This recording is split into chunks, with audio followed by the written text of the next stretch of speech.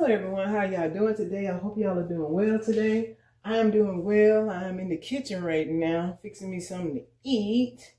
So as I was cooking, I was thinking about this song by Larry Graham called One in a Million. It's a love song. And you gotta check out the words and everything, and you'll understand, what it's about, what the song is about. But anyway, so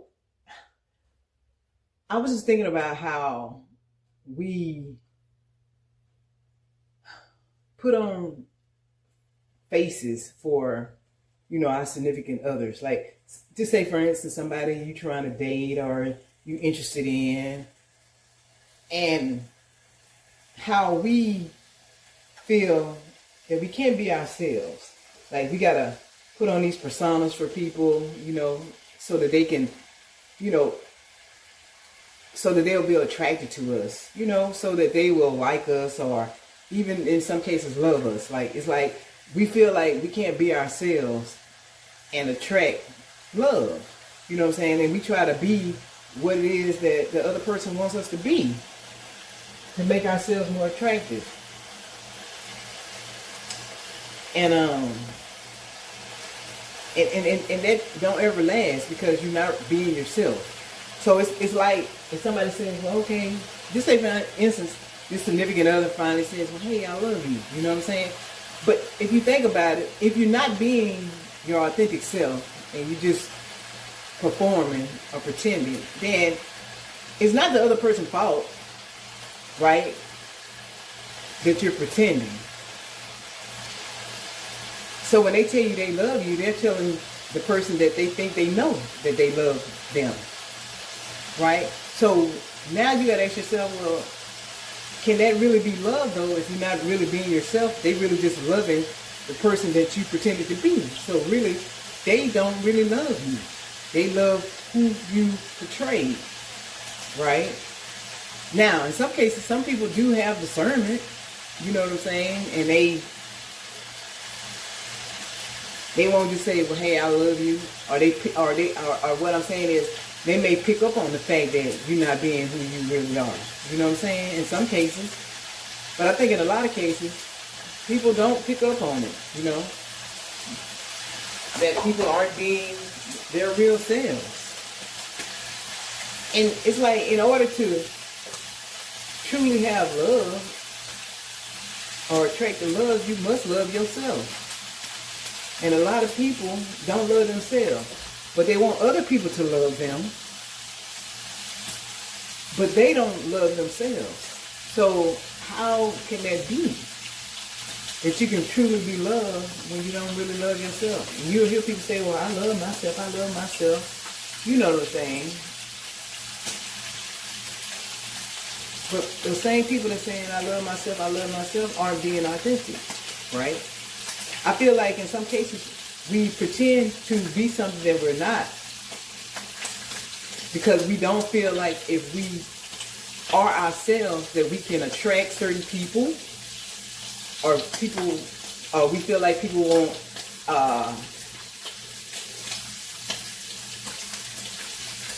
love us for who we are. That's what we believe. Because if we're not being ourselves, then that means that, and we're trying to be something else, be someone else that we're not, that means that we feel like we're not worthy of real love because we feel like we got to pretend to be something or be someone that we're not so that we can get this love, But then you got to ask yourself, like, but it's not really real love, though. First of all, it's not really real love if you're pretending to be something that you're not. And second of all, if you don't love yourself, it's not love. You can't attract love and then not love yourself. It's like you can't attract love and then when you're in this relationship and somebody telling you they love you and then you try to love yourself. You know what I'm saying?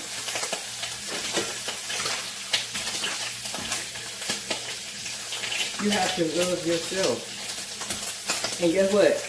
If the person really meant for you, they'll be with you. They'll want to be with you in your authenticity. But you ain't got to put on no performance, right? And guess what? And if they don't, then they just wasn't the one for you. But I say all that to say, too, that it's just like society. How society has said that, hey, you know, I'm going to use an example. Like, you say your guy friend, you meet this lady or this man, and your guy friend is like, she's a doctor, so you should get with her. She's doing this. You know, she's in this profession, so you should get with her. You know what I'm saying? But then this other lady, you know, she like the manager at Walmart. Nothing against anybody at Walmart, but I'm just saying, I'm using an example. But you end up choosing or being with the person, the manager at Walmart, and people on the outside are looking like not understanding why you chose to be with a manager at Walmart when you can be in a relationship with a doctor, right? But what people, like, society tells us, like, that that's what we should look for. We should look for somebody who's college educated and they have these degrees, and so you can have a good life and have a 3-car garage and have 2 cars and have a whole lot of money in your bank account, you know what I'm saying, and have all this status and everything. But what the society don't tell you is that, you know, what about love? What about mutual respect? What about when things get hard, somebody being there for you when you're going through something? Somebody that's not judging you. Somebody that sees you, you know, and your flaws and loves you still. Whether you got money, if you got all the money in the world, and then the next day you lose it all and they still are with you. Somebody who is loyal. Somebody, hold up, y'all, I'm about to burn my food. Somebody that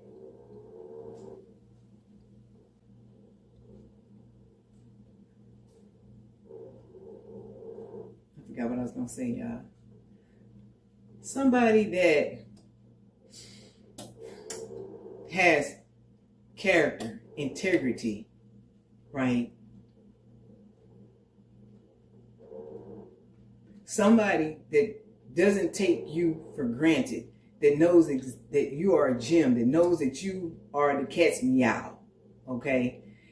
It's like society doesn't promote that, right?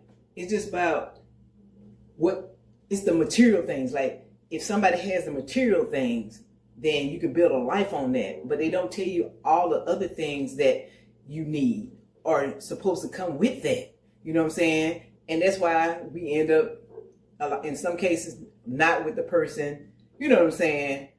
You know, you separated or you divorced or whatever the case may be. But I say all this say, when I go back to like the manager at McDonald's, I mean the manager at Walmart, how this person ended up with the woman or the man that's the manager at Walmart. And why nobody around understands it. You know what I'm saying? Like, why you didn't get with this doctor or whatever the profession is. And it's like, when we stop looking at what a person can do for us, right? And look at them more in depth, like who they are. You know what I'm saying? It's like, what about, maybe this person is with this person that's the manager at Walmart because they make them laugh. You know what I'm saying? Maybe, you know, they can see you for who you are, right? That even with your flaws, they choose you. You know what I'm saying?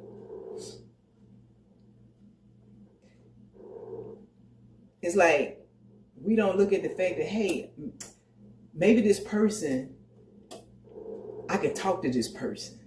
I can have a conversation with this person about anything. That they're a lover, they're a friend, they're all of these things.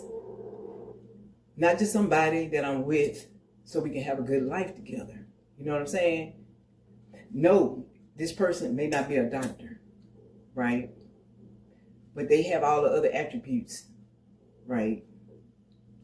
But then people, in some cases, choose the other route, right? They choose to to be with someone so that they can gain something some kind of way and have a good life.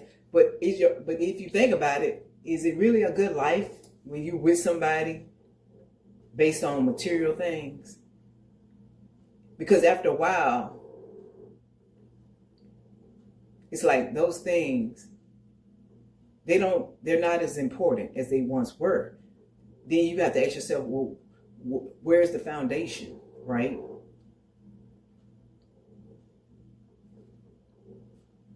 A lot of people are together and their foundations is really shaky, right?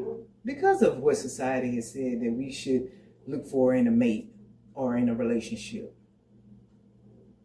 It's like everything, it's glittery on the outside, but on the inside, it's like a mess. You know what I'm saying? And then we end up with somebody that I'm just being real, we wished we wouldn't have married or been in a relationship with, right? That same person that you got with because you thought you was going to have a good life, you know what I'm saying? It wasn't based on love. And then now, you deep in, y'all probably have children, but then you'll wake up, it's like the person, they don't even see you anymore. They don't see you anymore. You might not even be able to get a good morning. You know what I'm saying? Because the foundation was shaky from the get-go. You know. Because of what it was based on. It's like, it's like being with somebody and then asking yourself, why did I even marry this person? Like, what did I even ever see in this person? I don't even like this person.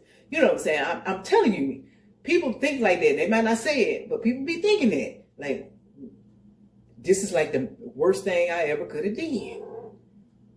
But I got a nice car, and I got this big old house, and I got a lot of money in the bank, but I'm miserable.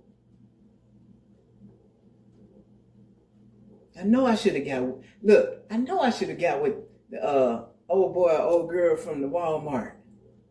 You know what I'm saying? No, we wouldn't have had as much money, but then it wouldn't have been based on money or material things. Because guess what? Sometimes they don't, if the person didn't have the money, right? But you could build though. People don't talk about building. Sometimes you got to build together. You know what I'm saying? Sometimes you don't have everything, you know? But guess what? Even in that building, you can learn it's like love could flourish from that. You know what I'm saying?